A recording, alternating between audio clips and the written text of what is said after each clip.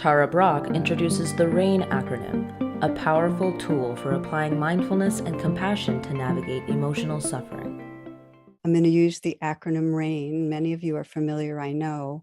It's a way of applying mindfulness and compassion to emotional suffering. It just got some easy steps to remember. And people find it valuable, especially when they've been hijacked, and really can't remember their way home. And what R.A.I.N stands for is recognize and allow, and then investigate and intimate attention and nurture, which is the compassion. Then there's after the R.A.I.N, which are the moments of non-doing presence where we start noticing, oh, a shift. What am I really?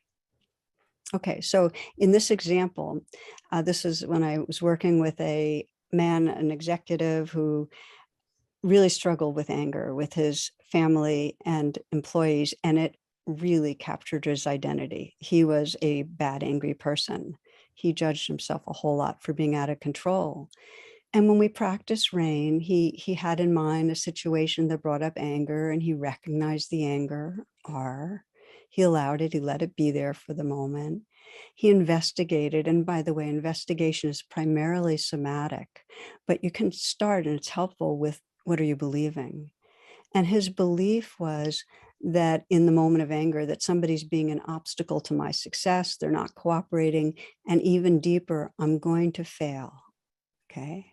I'm going to fail. That was under the anger, that fear, and a feeling of humiliation. And he, with it, physicality was that he investigated explosive feeling in his chest that was driving him to action. The key question in investigating, what's needed here? What does this place need? What does this part of you need?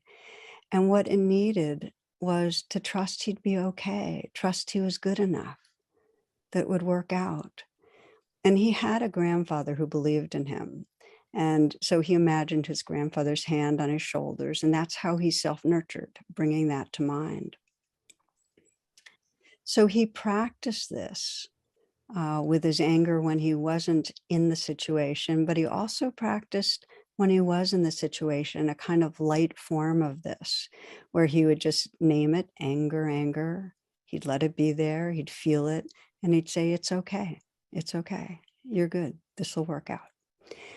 Okay, so he came to report in at a meditation class I was teaching for a very long time live in DC.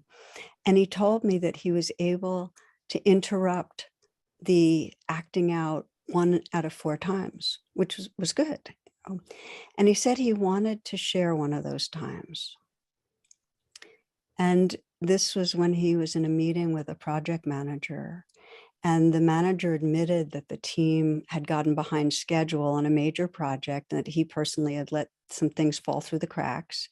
So this man was feeling this rising irritation because, of course, in some way it would look bad for him and he'd feel like he was failing. And so he paused, and inwardly he's anger, anger, allow it, investigate, feel it, breathe, it's okay. And he didn't blow up. Instead, he just kept listening and taking the man in. Long-term employee, kind of a dedicated guy, honest, thoughtful. Not only did he not pounce, but in this time he expressed appreciation. He said, I'm sure you're trying the best you can. And the manager was caught off guard. And he said, I didn't plan to say this, but my wife has stage 4 cancer and I have 2 teens, and it's a really rough time. And they hugged.